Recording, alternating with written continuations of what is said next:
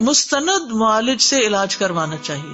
یعنی جس طرح جسمانی بیماریوں میں آپ اچھے ڈاکٹر کی تلاش کرتے ہیں، اسی طرح روحانی بیماریوں میں بھی آپ اچھے سمجھدار اوتھینٹک بندے کے پاس جائیں، جس کو پہلے تو یہ پتا چلے کہ یہ جادو ہے بھی کہ نہیں، یہ نظر ہے بھی یا نہیں، کیونکہ ہم ہر چیز کو جادو نظر بنا دیتے ہیں. پھر اس میں ہم کیسے پتا چلائیں کہ یہ شخص مستند ہے یا قابل اعتماد؟ سب سے پہلی بات یہ کہ کیا وہ خود دین کے پابند ہے، خود عبادت کرتا ہے، کیونکہ بعض لوگ نہ نماز نہ روزہ، جنوں شیطانوں سے مدد کے ساتھ لوگوں کے اوپر اثرات ڈال رہے ہوتے تو ان سے علاج نہیں کرنا چاہیے.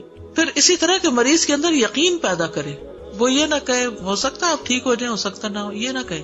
یعنی اس کے اندر بھی کانفیڈینس ہو کہ اللہ کے ذکر میں شفا ہے، اور مریض کو بھی دلائے کہ انشاءاللہ آپ ٹھیک ہو جائیں گے. پھر اسی طرح اللہ کے ناموں اور کلام سے علاج کرے. دم عربی زبان میں ہو یا ایسی زبان میں جس کا معنی سمجھ میں آتا ہو.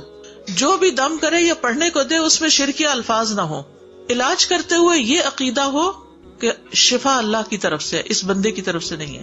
غیر مستند معالج سے بچنا چاہیے.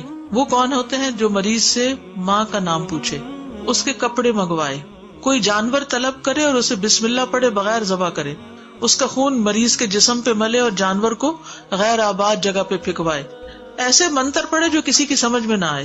غیر مستند. مریض کو ایسا تعویذ جس میں مربع شکل کی ڈبے بنے ہوں، ان ڈبوں میں چند حروف یا نمبر لکھے ہوں، لٹکانے یا پینے کو دے تو اس سے بچے. پکی ہوئی مٹی کی پلیٹ میں چند حروف لکھ دے اور کہے کہ اس کا پانی پیئے.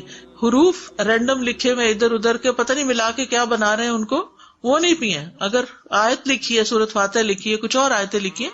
پھر اسی طرح مریض کو ایسا حکم دے کہ وہ لوگوں سے الگ تھلگ ہو کر ایک مدت تک کسی ایسے کمرے میں چلا جائے جہاں سورج کی روشنی نہ ہو، یا اسی قسم کے کچھ ٹوٹکے بتائے.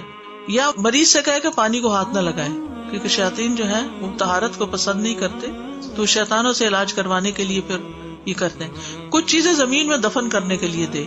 کچھ ایسے کاغذ دے جنہیں جلا کر ان کے دھوئیں سے دھونی لینی ہو، یعنی کہتے ہیں نا جلاؤ اس کو اور اس کا دھواں لو، وہ بھی نہ ہو. پھر رقیہ علاج ہے. رقیہ کی 3 شرائط ہیں.